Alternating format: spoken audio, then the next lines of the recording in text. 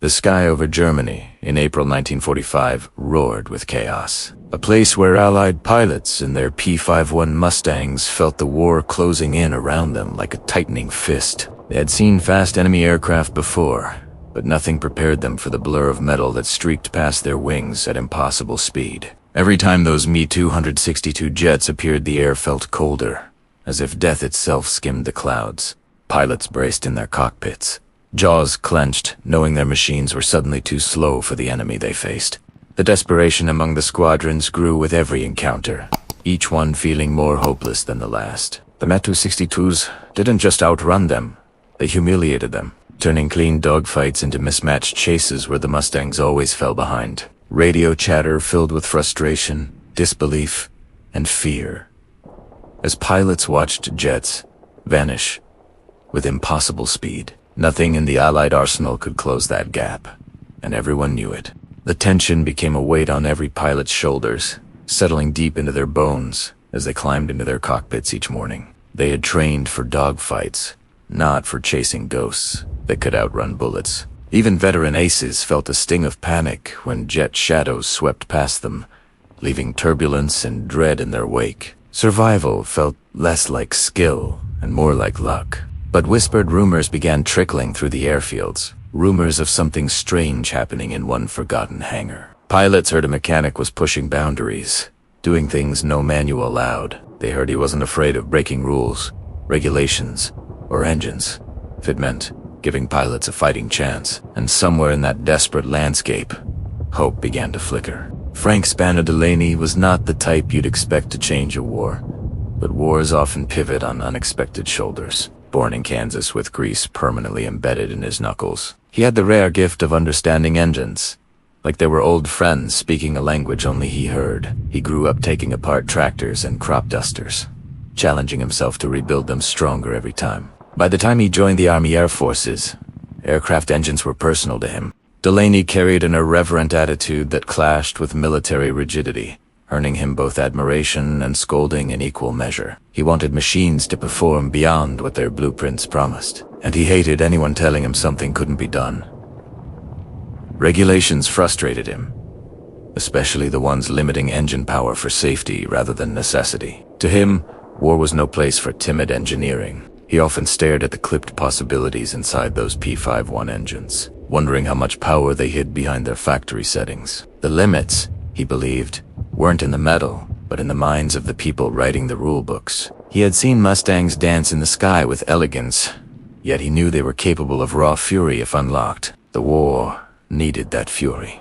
And when Mi-262 jets began tearing through Allied formations, Delaney's frustration hardened into resolve. He felt something boiling inside him, a refusal to accept defeat because of bureaucratic caution. The pilots trusted their planes, and he believed the planes deserved more trust in return. That belief would drive him into the decision that would make him a legend. The German jets sliced through formations with terrifying speed, leaving Mustangs gasping in their wake. Their engines screamed with a power no piston-driven aircraft could dream of matching, and their acceleration shattered every rule of pursuit. Allied pilots watched helplessly as jets attacked from impossible angles, firing with deadly precision before vanishing in seconds. The sky had turned into a place where the enemy dictated every engagement. Hopelessness seeped into the cockpits of even the bravest flyers. Pilots felt like they were fighting shadows armed with lightning, trapped in machines suddenly too old for the future arriving above them. They returned to base shaken, their hands trembling as they removed their flight gloves. Some couldn't hide the fear anymore. Stories spread across the squadrons of pilots barely escaping death when jets streaked past them with blistering speed. They described moments where survival hinged on instinct rather than maneuvering skill, their Mustangs groaning under every evasive turn. Even the best pilots admitted they were outmatched. The jets owned the sky, and everyone knew it. Commanders demanded solutions, but none existed. Engineers insisted their planes were already pushed to safe limits, and pilots begged for something more. The pressure built until desperation nearly cracked the morale of entire units. Something needed to change, and quickly. In a dimly lit hangar, far from the eyes of superiors, Delaney began working under the cover of midnight. His tools clinked softly, each sound echoing through the empty cavernous space as he focused intensely on the P-51's engine. He flipped through technical manuals, but not to follow them, only to find what he intended to break. His attention locked onto the throttle governor and fuel mix systems. He traced each component with his fingers, mapping weaknesses and opportunities with the mind of a man who lived inside machines. Every bolt he loosened felt like tearing a page out of the rulebook he despised. The quiet around him grew heavier, amplifying the risk he took with every adjustment. If he failed, he'd not only ruin an aircraft, he'd destroy his career. Sweat mixed with engine grease as he pushed deeper into the Mustang's heart. Altering parameters nobody dared to touch. He understood exactly how dangerous the work was, but danger meant little compared to the lives at stake. His mind swirled with calculations, balancing power, airflow, and fuel limits like a high-stakes puzzle. Each adjustment carried the weight of potential catastrophe, but determination steadied his hands when fear threatened to shake him. He believed this modification could close the gap between life and death in the sky. Every moment spent in that hangar felt like a rebellion against hopelessness, and he refused to lose. The modification he performed was simple in concept, but radical in consequence. By tweaking the throttle governor, he allowed the engine to push far past factory-set limits, feeding more fuel into the cylinders than engineers ever intended. It was like forcing a horse to sprint beyond exhaustion, thrilling, powerful, and incredibly dangerous. Delaney saw it not as recklessness, but as necessary audacity. The fuel mixture adjustments pushed combustion efficiency to extremes, unlocking bursts of speed the Mustang's design technically allowed but regulations forbade. It meant the engine would burn hotter, harder, and faster, risking catastrophic failure. Delaney balanced that danger with painstaking precision, turning his mechanical intuition into a calculated gamble. He knew the aircraft might explode under stress, yet he continued. As he tightened the last bolt, a nervous excitement rippled through him. He had transformed a careful machine into a barely restrained predator. His chest tightened with anticipation and fear, knowing the next steps would determine whether his gamble saved pilots or doomed them. The silence of the hangar felt alive with possibility. The suspense intensified as he rolled the Mustang from the hangar and signaled for the test pilot. He hid his anxiety behind a calm exterior, but his heart hammered in his chest. This moment might expose him as a reckless fool, or elevate him as a hidden genius. There was no turning back. When the modified P-51 roared to life for the first time, its engine growled with a tone sharper and more aggressive than before. The pilot felt the aircraft surge forward with startling force, and the acceleration pinned him to his seat. The Mustang responded with a ferocity he'd never felt, its controls alive with energy pulsing through every rivet. It felt like riding a storm. In T-climb, the plane pushed upward with breathtaking speed, shredding the air around it. The pilot's breath caught as he realized he was flying something dramatically different. The Mustang seemed eager to sprint, no longer constrained by its old limits. He whispered to himself in disbelief. As he banked and tested its responsiveness, exhilaration merged with caution. The engine temperature climbed faster than usual, reminding him of the razor-thin margin between breakthrough and disaster. Yet the performance was undeniable. The plane felt transformed. He landed with wide eyes and shaking hands. When he stepped out and met Delaney, all he could say was, "What did you do to this thing?" The mechanic simply shrugged, masking pride beneath feigned. The pilot grinned despite himself, sensing history had shifted, and the rumors began spreading instantly. Engineers heard of the modification almost immediately, and their reactions were swift and severe. Some accused Delaney of sabotage, insisting no mechanic should tamper with essential systems. Shock rippled through the technical staff as they realized how deep the modifications ran. Fear of disciplinary action spread quickly. They confronted Delaney with anger and alarm, demanding explanations for the risks took.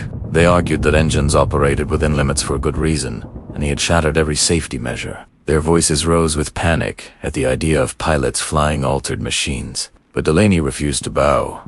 He defended his work with a fiery conviction, daring anyone to deny the desperate situation above the clouds. His argument was simple. Pilots were dying, and conventional thinking offered no solutions. He asked whether rules were more important than lives. The question lingered like a challenge none wanted to answer. The tension between engineers and mechanics grew, splitting the ground crew into camps. Some admired Delaney's courage, while others feared the consequences of unchecked innovation. Yet even the doubters couldn't ignore the results. and the airfield began holding its breath. The first time the modified P-51s met the Mi-262s in combat, the sky felt different even before the jets appeared. Pilots launched with a cautious optimism, unsure whether the newfound power could truly change the tide. Then the silver streaks of German jets slashed into view, diving with their signature, predatory precision. But this time, something unexpected happened. When the jets broke away after their attack run, the Mustangs accelerated harder than they ever had before, closing the gap faster than any pilot thought possible. The P-51s surged forward like unleashed hounds, surprising even the men gripping their throttles. The jets no longer disappeared instantly. The Mustangs stalked them with a speed that defied every previous encounter. The hunters had become the hunted. Chaos erupted as both sides realized the stakes had shifted. German pilots jerked their controls, trying to shake off enemies that shouldn't have been able to follow. Allied pilots, fueled with adrenaline, pushed the modified engines to their limits, engines screaming in protest. For the first time, the jet pilots felt the cold sting of fear. When the battle ended, the radio crackled with disbelief and exhilaration. Pilots shouted over each other, describing moves and chases that had once been impossible. They felt alive in a way they hadn't for months, and hope surged through their ranks like wildfire. The message was undeniable. The Mustangs could finally fight back. In the following days, the pilots detailed their experiences with a reverence normally reserved for miracles. They described the sheer thrill of feeling the Mustang tear forward, matching speeds previously reserved for jets. For some, it felt like flying a brand new aircraft shaped from raw fury and steel. Powers surged through the controls in a way they had never imagined. Psychologically, everything had changed. Those who once climbed into the cockpit with dread now carried a spark of confidence. The fear of me minus 262 shadows was replaced by anticipation of proving their new advantage. They felt like predators again rather than prey. Camaraderie flourished as pilots began referring to Delaney with affection and awe.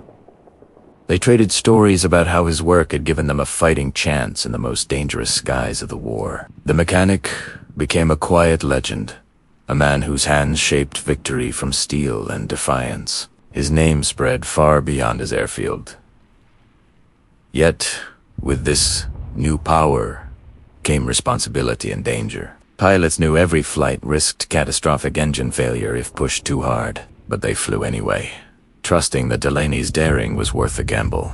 The bond between flyers and mechanics deepened more than ever. On day ground reactions were mixed and intense. More officers learned of the modified Mustangs. Some stared at the aircraft with awe, marveling at the raw power they witnessed during takeoff runs. Others whispered about the risks, imagining engines bursting into flames mid-air. The debate between innovation and safety tore through the ranks. Ground crew who worked closely with Delaney spoke of him in tones of respect and fear. They admired his boldness but knew he walked a razor's edge between brilliance and disaster. Every day, they approached the Mustangs nervously, listening for signs of stress in the engines. Each flight was a test of both machine and man.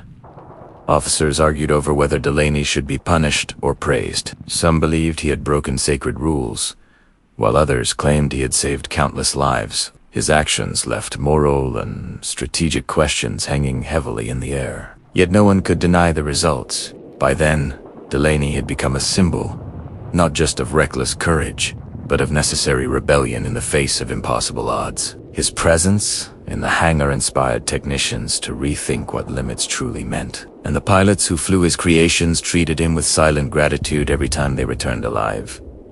The tactical advantages of the modified Mustangs became clear with each new engagement. The P-51s could now accelerate out of dives with terrifying speed, allowing pilots to cut into jet attack runs more aggressively. Maneuvers once dismissed as futile suddenly became viable tactics. Dogfights evolved overnight.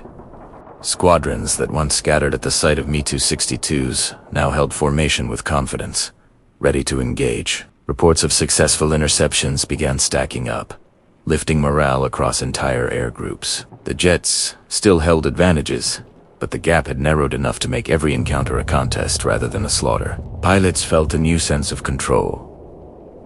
British and American command noticed the sudden spike in survival rates and shoot. They didn't know how the Mustangs had become so capable so quickly, but they wanted more. The story of the rogue modification circulated quietly among strategists. Delaney's influence reached higher than he ever intended.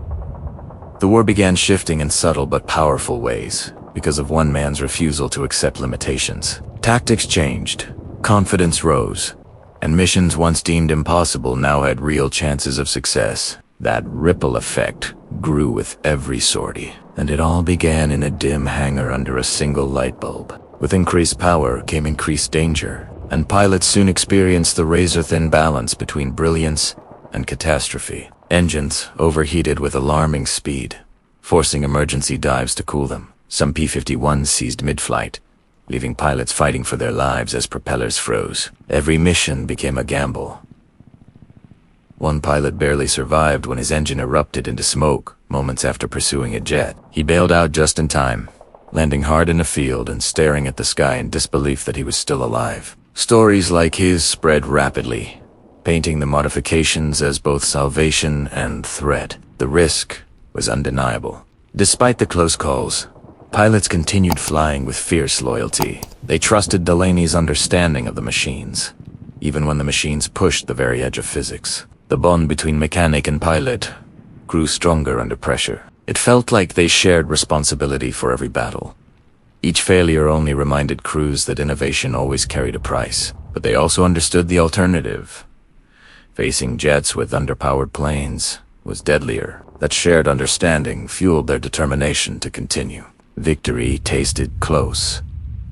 Now, Delaney's work did more than save lives. It changed the future of aviation. Mechanics and engineers who once dismissed unconventional thinking began experimenting with new ideas. His modifications inspired official upgrades that shaped post-war aircraft development. The Mustang's transformation proved that imagination could rival machinery.